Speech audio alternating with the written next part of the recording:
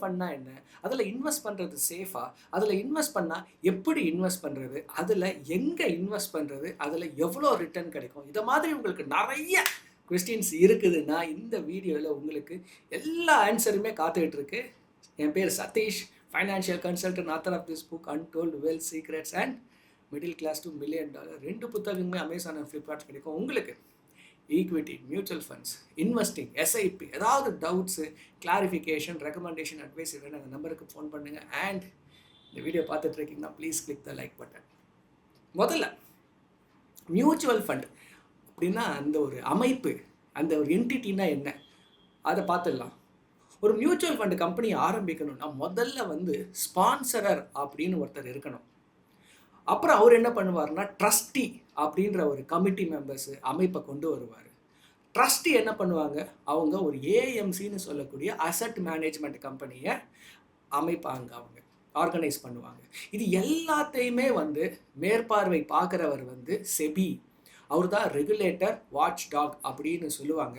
அவர் சொல்கிறது தான் சட்டம். அவரோட ஜாப் என்னன்னாக்கா நிறைய முதலீட்டாளர்கள் $500 இன்வெஸ்ட் பண்ணுவாங்க, $100 கூட இன்வெஸ்ட் பண்ணுறாங்க. அவ்வளோ கஷ்டப்பட்டு ஒரு ஹார்ட் அண்ட் மணியை அந்த மியூச்சுவல் ஃபண்டில் இன்வெஸ்ட் பண்ணும்போது அவங்க முதலீடு தவறாக போகக்கூடாதுன்றதுனால நிறைய ரூல்ஸ் அண்ட் ரெகுலேஷன், கட்டுப்பாடுகள், நிறைய ரெகுலேஷன்ஸை என்ன பண்ணுவாங்க செபி போட்டுகிட்டே இருப்பாங்க. அண்ட் செபி என்ன பண்ணியிருக்காரு, அவருக்கு கீழே ஆம்ஃபி அப்படின்னு ஒரு ஆர்கனைசேஷன் வச்சுருக்காரு. அவங்க என்ன பண்ணுவாங்க, இதை ஒரு மேற்பார்வை, அவங்க எல்லாருமே கரெக்டாக ஒர்க் பண்ணுறாங்களா இல்லையான்னு. இதுதாங்க ஒரு மியூச்சுவல் ஃபண்டு ஸ்ட்ரக்சர். இவ்வளோ பேர் இருக்காங்க இந்த ஒரு மியூச்சுவல் ஃபண்டில். இந்த ஏஎம்சி அப்படின்னு சொல்லக்கூடியதில் சிஇஓ, சிஐஓ, ஃபண்டு மேனேஜர், இவங்க எல்லாம் வந்துடுவாங்க இப்போ. ஸோ இதுதான் மியூச்சுவல் ஃபண்ட் அப்படின்னு சொல்லுவாங்க. மியூச்சுவல் ஃபண்டை பொறுத்த வரைக்கும் ப்ராடாக 3 கேட்டகரி இருக்குது. டெட் அப்படின்னு சொல்லக்கூடிய கேட்டகரி, ஹைப்ரிட், இந்த டெட் அண்ட் ஈக்விட்டி ரெண்டும் இருக்கக்கூடிய ஒரு கேட்டகரி, 3வது ஈக்விட்டி அப்படின்ற ஒரு கேட்டகரி. டெட் அப்படின்னாக்கா ஃபிக்ஸட் டெபாசிட் மாதிரி, ஃபிக்ஸட் இன்கம் அப்படின்னு சொல்லுவாங்க. டெட் அப்படின்னா ஃபிக்ஸட் இன்கம் அப்படின்னு வச்சுங்க. நீங்கள் ஃபிக்ஸட் இன்கம்னாக்கா நீங்கள் போடுற காசுக்கு எவ்வளோ ரிட்டர்ன் வரப்போகுதுன்றது உங்களுக்கு ஓரளவுக்கு உறுதியாக சொல்ல முடியும். ஒரு சின்ன வாலட்டாலிட்டி இருக்கும், ஆனால் அதை கொஞ்சம் நம்ம சொல்ல முடியும், டிட்டர்மைண்டாக சொல்ல முடியும். இந்த ரேஞ்சில் தான் இருக்கும், 6 to 8% கண்டிப்பாக எதிர்பார்க்கலாம் அப்படின்ற மாதிரி நிச்சயமாக சொல்ல முடியும். எப்போ உங்களுக்கு சேஃபாக ஒரு இன்வெஸ்ட்மெண்ட் வேணுமோ அந்த இடத்துல உங்களுக்கு அதிக ரிட்டர்ன் கிடைக்காது. இதுதான் மியூச்சுவல் ஃபண்டோட முதல் ரூல். ஸோ ஃபிக்ஸட் இன்கம் அந்த பேர்லேயே இருக்குது பார்த்தீங்களா, ஃபிக்ஸடாக வரக்கூடிய ஒரு ரிட்டர்ன் தாங்க இந்த டெட். ஸோ இதில் பார்த்தீங்கன்னா 6லேருந்து 8%. ஸோ இது ஒரு ரீட்டைல் இன்வெஸ்டர்ஸுக்கு இது ஒரு பெரிய ஒரு மணி மல்டிப்ளிகேஷனை கொடுக்காது. ஏன்னா மணியை நீங்கள் மல்டிப்ளை பண்ணணும்னா அது இன்ஃப்ளேஷனை தாண்டி 2 times ரிட்டர்ன்ஸாக கொடுக்கணும். இன்ஃப்ளேஷன் இப்போ இன்றைக்கி 6%னா உங்களோட ரிட்டர்ன்ஸ் மியூச்சுவல் ஃபண்ட்ஸ்லேருந்து வரக்கூடிய ரிட்டர்ன்ஸ் 12% கண்டிப்பாக இருக்கணும். சரி, அடுத்தது டெட்டை பார்த்துட்டோம், ஃபிக்ஸட் இன்கம். 2வது ஹைப்ரிட். இந்த டெட்டும் ஈக்விட்டியும் கலந்தது தான் ஹைப்ரிட். நிறைய காம்பினேஷன்ஸ். இந்த ஈக்விட்டி சேவிங் ஸ்கீமில் 20%, 80%ன்னு சொல்லுவாங்க. பேலன்ஸ்ட் அட்வான்டேஜ் பண்ணல 35 to 60, இங்கே ஒரு 35% இருக்கும். அக்ரெசிவ் ஹைப்ரிட்டில் 65-35, இந்த மாதிரி நிறையா இருக்குது. பட் கொஞ்சம் கன்சர்வேட்டிவ் இல்லாமல் ஒரு மாடரேட் ரிஸ்க். அப்படி ஃபிக்ஸட் டெபாசிட்டை விட எனக்கு ஒரு 3% அதிகமாக வேணும்னு கேட்டிங்கன்னா இதை மாதிரியான ஸ்கீம்ஸை சூஸ் பண்ணும்போது உங்களுக்கு கண்டிப்பாக கிடைக்கும். பெரிய ஒரு வாலட்டாலிட்டியும் இருக்காது, ஆனால் ஃபிக்ஸட் டெபாசிட்டை விட அதிகமான ரிட்டர்ன்ஸ் கிடைக்கும். நீங்கள் ஒரு ரிட்டையர்ட் இல்லை நீங்கள் ஃபஸ்ட் டைம் இன்வெஸ்டர், பிகினர், இந்த கேட்டகரிக்கு தான் நீங்கள் போகணும். ஏன்னா இந்த கேட்டகரியில் வாலட்டாலிட்டி கம்மி, ரிட்டர்னும் கொஞ்சம் அதிகம். சரி, இப்போ டெட்டா பார்த்துட்டோம், ஹைப்ரிட் பார்த்துட்டோம். 3வது ஈக்விட்டி. இதில் தாங்க உங்களுக்கோட மணி அப்படியே மல்டிப்ளை ஆகுறது. ஏன்னா இந்த ஈக்விட்டின்னு சொல்லிட்டாலே பார்த்தீங்கன்னா மக்களுக்குள்ள நிறைய டவுட்ஸ் வர ஆரம்பிச்சிடும். ஈக்விட்டி சேஃபா, இது பங்கு சந்தைன்றாங்களே, எனக்கு தெரிஞ்ச எல்லாருமே இங்கே தான் காசை போட்டுட்டு லாஸ் பண்ணியிருக்காங்க, காசெல்லாம் விட்டு இருக்காங்க. மியூச்சுவல் ஃபண்டை பொறுத்த வரைக்கும் ஒரு விஷயம் கண்டிப்பான ஒரு உண்மை என்னன்னாக்கா, உங்கள் காசை எடுத்துக்கிட்டு அவங்க ஓடவே முடியாது. இப்போ நீங்கள் ஏதோ ஒரு கோல்டு சிட் ஃபண்ட்ஸில் போடுறீங்க, அவன் திடீர்னு கடையை மூடிட்டு போயிட்டானாக்கா அவ்வளோதான். அந்த மாதிரி மியூச்சுவல் ஃபண்டில் பண்ண முடியாது. நீங்கள் காசு கொடுக்குறீங்க அந்த ஃபண்டு மேனேஜருக்கு, அசட் மேனேஜ்மெண்ட் கம்பெனிக்கு. அவங்க என்ன பண்ணுறாங்க, உங்கள் சார்பாக நிறைய பங்குகளை வாங்குறாங்க. அந்த பங்குகளை வாங்கி அவங்க வச்சுக்க கூடாது. அவங்க என்ன பண்ணணும், அந்த கஸ்டோடியன்றவர்கிட்ட அந்த பங்குகளெல்லாம் கொடுத்துடணும். ஸோ அதை விற்கும் போது கூட அந்த கஸ்டோடியன் வந்து என்ன பண்ணுவார், டேரெக்டாக போய் அவங்க கிட்ட விற்றுருவார் அவர். ஸோ உங்கள் பணம் வந்து கண்டிப்பாக சேஃப். ஸோ மியூச்சுவல் ஃபண்டில் இன்வெஸ்ட் பண்ணிவிட்டு என் பணம் மொத்தமுமே போச்சுன்ற மாதிரியான ஒரு ஸ்டோரி கிடையாது, பார்க்கவே முடியாது.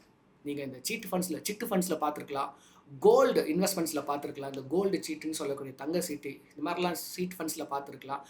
ஸ்டாக் மார்க்கெட்டில் கூட பார்க்கலாம். கம்பெனியே நிறைய கம்பெனி திவாலாக இருக்குது. ஆனால் மியூச்சுவல் ஃபண்ட் இல்லை. 10 ரூபாய் NAV வச்சுக்கோங்க, அது 8 ரூபாய் வந்திருக்கும், 7 ரூபாய் வந்திருக்கும். பெரிய ஒரு லாஸஸ், 30% லாஸஸ். ஒரு 5 வருஷம் டைம் கொடுத்தீங்க வச்சிங்களேன், அந்த 7 ரூபாய் 8 ரூபாய் திரும்ப மேலே போயிட்டு 12 13 ஆயிடும். கண்டிப்பாக உங்களுக்கு ப்ராஃபிட் வந்திருக்கும். மியூச்சுவல் ஃபண்ட் ஆரம்பித்து கிட்டத்தட்ட ஒரு 25-30 வருஷம் ஆகுது.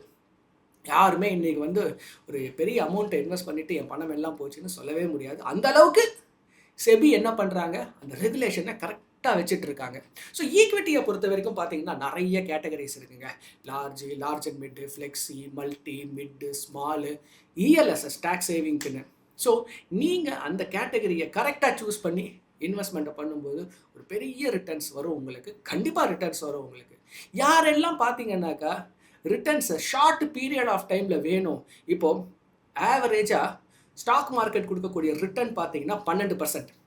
ஸோ ஸ்டாக் மார்க்கெட்டே 12 கொடுக்குதுன்னா நீங்கள் மியூச்சுவல் ஃபண்ட் வழியாக இன்வெஸ்ட் பண்ணும்போது கண்டிப்பாக ஒரு 3% எக்ஸ்ட்ரா ரிட்டர்ன், ஒரு 15% ரிட்டர்ன்ஸ் கண்டிப்பாக கிடைக்கும். ஒரு நல்ல அசட் அலோகேஷனில் ஒரு ஃபைனான்ஷியல் அட்வைசர் மூலமாக நீங்கள் இன்வெஸ்ட் பண்ணும்போது. ஸோ 15% வருது. இப்போ என் பொண்ணுக்கு நான் ஃபீஸ் கட்டணும் அடுத்த வருஷம், அந்த ஒரு அமௌண்ட்டை நான் இதில் போட்டலாமான்னா போடக்கூடாது. 15% ரிட்டர்ன்ஸ் கண்டிப்பாக கிடைக்கும். நீங்கள் என்ன பண்ணணுன்னாக்கா லாங் டேர்ம் வெயிட் பண்ணணுமா. ஒரு 7 வருஷம் 10 வருஷம் நீங்கள் எப்போல்லாம் நீங்கள் ஒரு லாங் டேர்ம் வெயிட் பண்ணுறீங்களோ பெரிய ரிட்டர்னை கண்டிப்பாக எடுத்துகிட்டு போகலாம். மொதல் ரிக்வயர்மெண்ட்டு, நீங்கள் மியூச்சுவல் ஃபண்டுன்னு முடிவு பண்ணிட்டாலே மினிமம் 7 இயர்ஸ்னு வச்சுக்கோங்க. மினிமம் 7 இயர்ஸ் கண்டிப்பாக பொறுமையாக இருக்கணும் நீங்கள். ஸோ பொறுமையாக இருந்தீங்கன்னாக்கா நிச்சயமாக ஒரு பெரிய ரிட்டர்ன். ஃபார் எக்ஸாம்பிள் நீங்கள் பாருங்கள், உங்ககிட்ட வந்து ஒரு 10 லட்ச ரூபாய் இருக்குது. ஒரு இன்ஹெரிட்டன்ஸில் ஏதோ ஒரு காசு வந்துருச்சு, ஒரு பாக பிரிவினையில் உங்கள் அப்பா வந்து வச்சுக்கப்பா இந்த 10 லட்ச ரூபா வச்சுக்கோ அப்படின்னு கொடுக்குறாரு. நீங்கள் அது ஒரு மியூச்சுவல் ஃபண்டில் இன்வெஸ்ட் பண்ணுறீங்கன்னு வச்சுக்கலாம். அந்த மியூச்சுவல் ஃபண்டு 15% ரிட்டர்ன்ஸ் கொடுக்குது அப்படின்னாக்கா அது அடுத்த 5 வருஷத்தில் 10 லட்சம் என்ன ஆகிடும்னா 20 லட்சம் ஆகிடும்.